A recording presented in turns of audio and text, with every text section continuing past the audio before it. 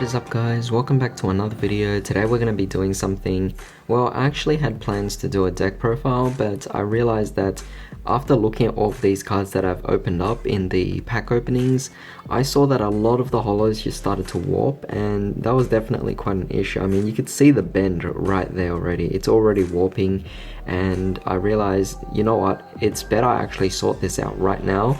And so I thought I'd make it into a video where I basically sort everything out, and perhaps if you guys wanted to sort your own cards as well, then you could sort with me, and that would be more of like a chill session that we have here. So I have here 2 piles of the Legendary Duelists Season 2, and I also have here 3 piles of the Genesis Impactor cards that we opened up as well.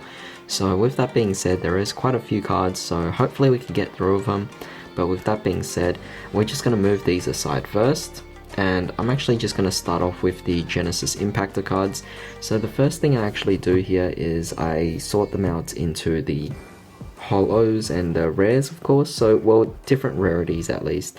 And in this case, you only have 2 different rarities. You only have the holos and you have the rares. So you could take those, put them aside, and the supers and the ultras, I really just put them in the same category, so it doesn't really matter.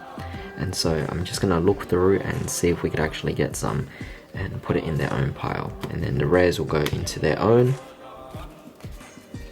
And let's see here, we have all of these, and then these are all the rares as well.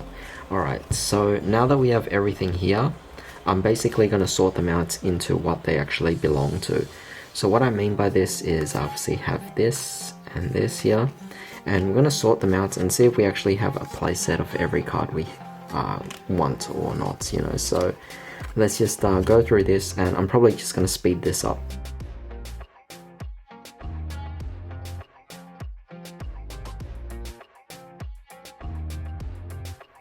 Alright, so I could clearly see that there was some kind of ratio issues. So for example, we have more copies of certain cards and less copies. So we have 2 copies of each of these.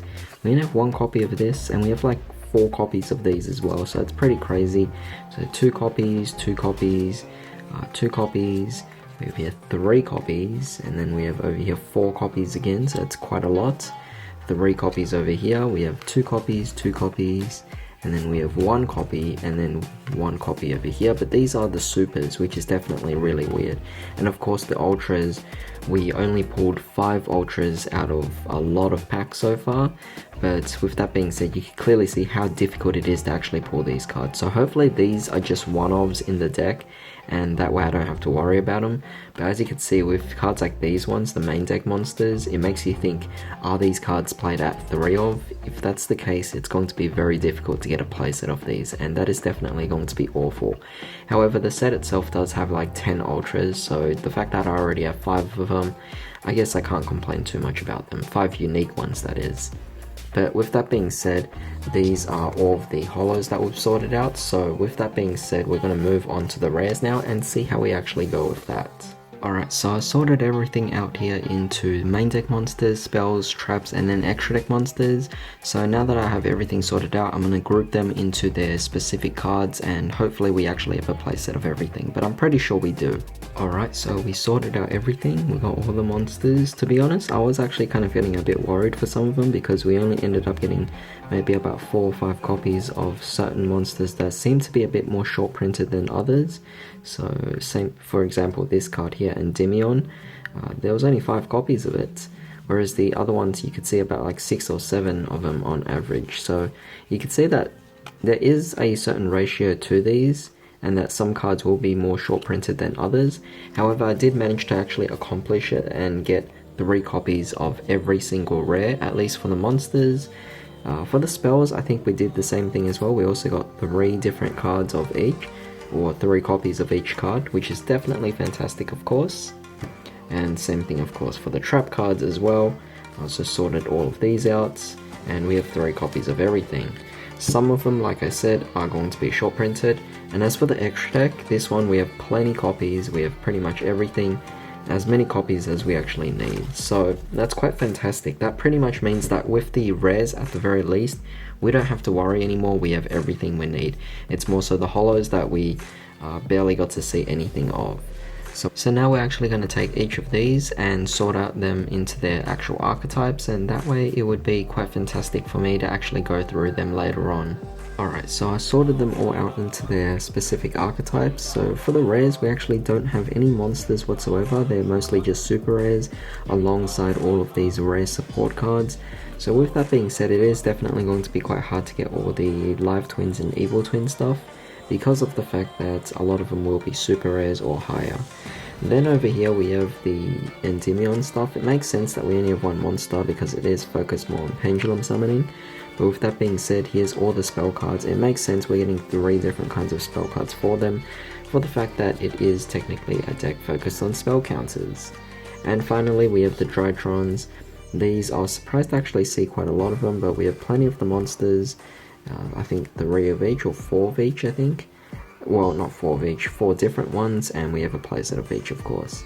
We also have the spell support, just 2 of them, and then the trap support as well, just 2 of them, which is definitely quite nice. So excited to actually build up all these decks. And then this final pile over here is pretty much just a bunch of generic cards that I don't mind. It's easy to go through, it's easy to decide which ones I want to get rid of, because I might already have them.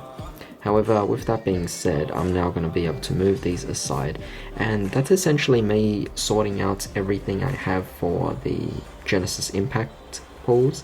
So now I'm actually going to be moving on to the Legendary Duelist Season 2, and this is going to be very difficult for the fact that there are a lot of varieties of cards here, and yeah, it's going to be a really tough one to do, even though there's technically less cards. So firstly, I'm going to sort them out into their hollows. So we're going to take out every single hollow, put them on the side, and every single common, put them on the side.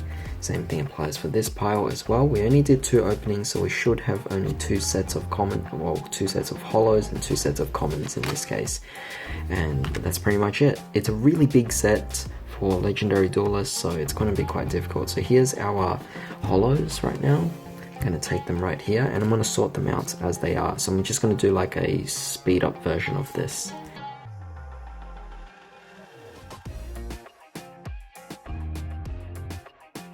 Alright, so pretty simple, of course, pretty self-explanatory. We can see here we got a lot of Blue Eyes cards, which is, I guess one thing is, it's a good sign that maybe we might be getting close to building one. Of course, we're still quite far away, but still, I can't complain about this. I mean, it's quite a lot. We only have 1 train card, but I guess it's no big deal. We did get the Super Express Bullet Train. Really did wish I got the Urgent Schedule. That would be a nice card to get. But 2 Galaxy Knights, definitely amazing. We got 1 in purple, 1 in blue. So hopefully we can get our last one in green as well, and that would be quite fantastic. We have over here the 2 Harpies Pet Dragon as well in in blue and green. So we need 1 in purple, and we'll be quite happy with that. And we have here Harpy Channeler as well. This one's in green, so quite fantastic there. And of course we have over here Cyber Dragons as well. We have the 3 copies of our Nashtar, absolutely amazing. 3 copies of it is, yeah, it's a great start because it was one of the pricier cards. And we have over here a Cyberload Fusion, but we can clearly see that there's definitely a lot less of the Cyber Dragons in this particular set here. But with that being said, we also have the Rose Dragons, of course. So we have 2 copies here of our Black Rose Moonlight. So we have the green and blue, fantastic, and we have Black Rose, purple and blue here, so fantastic there as well. And we also got our Crossroads Dragon, so I'm definitely very happy about this. And of course we have Blue Rose Dragon as well, which is also very fantastic. And yeah, that is great. So now let's actually move on to the commons. I'm going to do this off screen, and we'll just get back to it. Alright, so now I sorted them out into their archetypes. Quite a lot of archetypes in here. I mean, you have Photon, Cyber Angel, Cyber Dragon, Harpies, Lunar Lights, Abyss Actors, Black Wings, Trains, I guess Black Rose deck, and then we also have the Blue Eyes deck as well. So quite a lot of archetypes to work with. And yeah, now we're going to sort them out into their playsets and see if we actually have enough. Alright, so definitely very difficult. There was a lot to sort out, but as you can see, with all of these, I actually thought that I would be able to pick up a lot more of the commons and accomplish all these playsets, but I did find that there were quite a few short printed cards, even for the commons. These 2 cards, only 1 copy. I mean, yes, some of them aren't important, but even so, there are quite a few that you would want to get multiple copies of. For example, Dragon Spirit of White, you want to get more copies than just one copy of these, you know. And I opened up 4 boxes of this to only get one of this. It's not good. I mean, you can clearly see that some cards are actually really short printed in this, and it just makes it easier for you to just go out and buy the commons, or buy the singles, that is, because as much as you're trying, you're buying so much and you're only getting one copy of each of these. Of course, I bought them for the sole sake of actually doing this for fun, and of course collecting the dice as well. But with that being said, if you are someone who is actually concerned about how much these actually cost, then definitely just look into buying singles, because you would actually be able to get more specifics out of it. And it is great, it makes all these decks budget, but at the same time it does devalue a lot of the original cards, and that's something I've kind of learnt with these particular sets now. So I do realize that these sets aren't particularly the most amazing of products, but hey, I mean, at least it makes it a bit easier to build certain decks. For example, Cyber Dragons and Galaxy Eyes and Blue Eyes are very, very powerful rival decks, right? But the thing is this, they're going to be very expensive, and you know, they're not the most competitive decks either, but a lot of people just like them because they're fan favorites, and the fact that they can now get it because these have been reprinted, it's fantastic, it's great. So as a set, it is definitely fantastic. However, as a product to buy, I wouldn't say it's the best thing. You're better off just going for the singles, and I could actually say the same about the Genesis Impact pulls here, because of the fact that Genesis Impact, again, while you can get a playset of all of these the rares, I guess, you can't really do as well when it comes to the holos, so the supers and the ultras, and some of the ultras you're going to need 3 copies of anyway. Now what I will say is this, you can actually just buy 1 box of Genesis Impact, and I think you might be fine. You might even be able to buy 2 boxes and get away with it as well. But for the remainder of it, you could actually just buy off the rest of the singles and complete your playsets if you actually need to, and that would be quite fantastic. But yeah, you know, sometimes when you're sorting out cards for a new set that just came out, you do actually learn quite a few things. So some people just don't bother going through all these and seeing all the comparisons or the different correlations that might occur, and they don't realize that certain sets are just not worth buying. So yeah, I hope this actually opens up a certain perspective on how you might perceive a set in the future, and what's actually worth buying, what's actually not. And yeah, this has also been a learning experience for me as well. So if you guys enjoyed this video, definitely give it a like, and also share this video as well. It definitely helps out. Don't forget to subscribe for more videos like this. But in the meantime, I hope you all have a fantastic day. I'll see you next time.